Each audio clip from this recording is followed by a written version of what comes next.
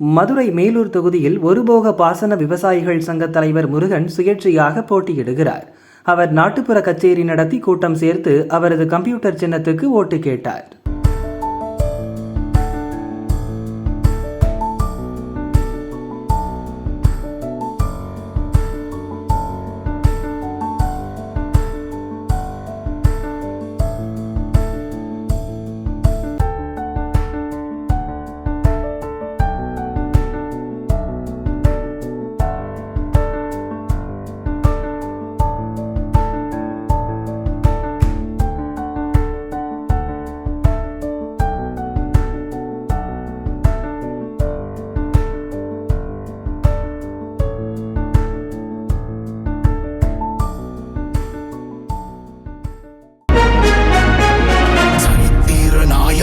சாமானிய நாயகன் தமிழக தாய மீட்க உறுதி கொண்ட ஒரு மகன்.